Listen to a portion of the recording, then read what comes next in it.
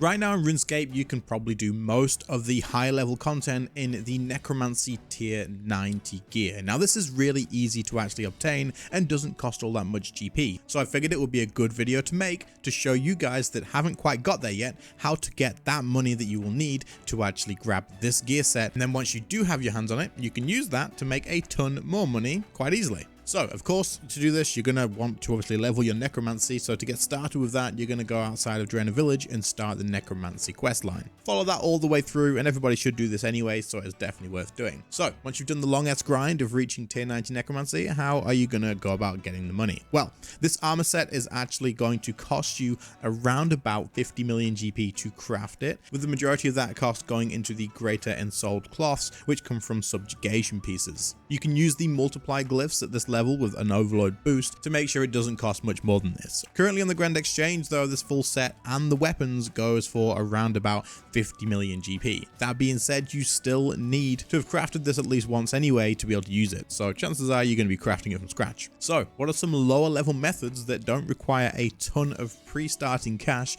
and also tons of other levels other than combat with necromancy to get yourself the 50 to 100 million GP that you're going to need to actually craft this? Well, let's find out. Quick disclaimer, please note that of course once these methods have been shared, prices may change a little bit and they will probably go down and then back up again once the video gets a little bit older, but I'll pick things that should last for a good long term anyway, but just check it out before you commit a ton of time into it. Okay, so first of all, as I always say, if your character isn't pretty well leveled up, you still have loads of things to do, such as woodcutting, mining, fishing, all of these other skills, as well as other combat skills. Focus on that first. Pick the things that are profitable, that are raw material resources like fishing, mining, and all that sort of stuff, and use that as the money. But obviously, leveling up your character and doing all that sort of stuff first is more important than just sitting and getting money. But that's not number one. This is just a quick tip and a quick thing to mention before you guys spend a lot of time on other stuff without leveling your character. Okay, let's actually go to number one. Okay, so first of all on this list is going to be Slayer. Now, Slayer is something that is always worth doing, and the profits are going to vary. They are going to vary depending on your Slayer level, but it is definitely worth doing because one, it is an actual skill to level up to, but it's going to actually also level your combat as well. So while you're leveling your necromancy, you're going to want to go from obviously a lower level necromancy if you've just started out all the way up to level 90 to even be able to use this gear anyway. So along your way, you should also be focusing on leveling Slayer while you do level up, because Slayer is going to lead into fighting better monsters that give you good profit, and you're also just going to get good GP profits along the way as well anyway. You can level up your combat, you're going to level up your Slayer, you're also probably going to level up some prayer and stuff along the way too, with the bones and ashes that you get from the things that you kill. Slayer is always a good thing to keep in mind. So I'm not going to spend much longer on this, but if you are starting from the beginning here and you're leveling from a lower necromancy level all the way up to a higher one, then consider doing Slayer along the way as well. It will definitely be worth it in the long run. And at higher levels, Slayer is insanely good money and very, very AFK as well for the future. Okay, other methods that are a little bit easier to do. Now, the first one is going to require access to Fort for In3, but just the initial access once you've got all the workbenches and stuff. You can currently make things like your stone wall segments and make a good amount of money here. If you're going to buy the limestone bricks from the Grand Exchange, you're probably going to make around about 5 million GP profit per hour, assuming that the prices don't completely tank. So you want to slow sell these, don't like panic and dump them instantly, because then you're going to ruin it for yourself anyway. So what you would do is grab these limestone bricks from the Grand Exchange, then come here to Fort for In3 and turn those limestone bricks into stone wall segments, which then sell for a big profit. Like I said, this is going to get you around about 5 million GP an hour, depending on the prices, and it's pretty AFK. Like, it's really not that hard. There's a bank chest really close. All you do is process them and then sell them off. Be patient with your sales though, or you are going to ruin this for yourself. However, you can also treat this as a daily. The reason you can treat this as a daily is because, see this guy here called Bill? He's going to sell you limestone bricks for dirt cheap. Now, don't get me wrong, there's other places as well around the world that are going to give you limestone bricks like this for really cheap too. I'll leave a link in the description so you can go and check that out. But if you just want to do these ones that are nice and easy, you can take those from him, buy them from him, turn them into bricks, get some more, turn them into bricks, then go and sell them off, and you're going to profit massively from this because you're paying such low prices for the limestone bricks in the first place. Now, you could also just buy the bricks and sell them, but I would suggest processing them, because anything you do that takes time is going to increase the profits you get as well. So I don't know the exact GP per hour profit from buying the bricks from the store and then selling them as stone wool segments, but it's going to be a lot higher because there's literally no cost to it whatsoever other than time. But if you are buying them from the GE originally to craft into the stone wool segments, you're going to be profiting about 5 mil per hour. Next is going to be your regular daily money making stuff that you should be doing anyway, especially as a low to mid-level player. That's going to be your beeswax, your shop runs for like runes and stuff, any other things that are worth buying every single day.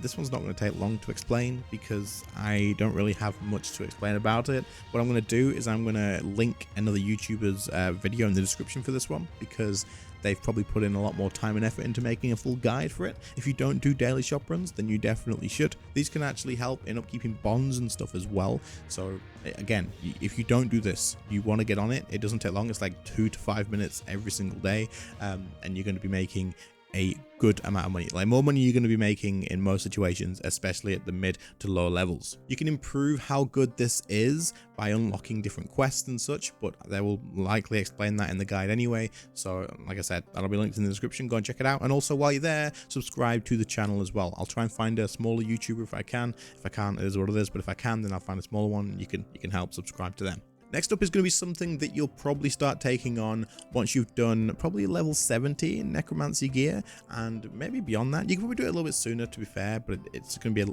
easier from level 70 onwards, and that is going to be the Arc Glacier in normal mode. Now, this is going to be a good one because you're going to get to do some bossing, you're going to get to do some combat, and you're going to have a chance at a rare drop as well. Killing the Arc Glacier in normal mode has always been good money and still is. You're going to be expecting to get a few mil per hour here probably, depending how many times you can kill it.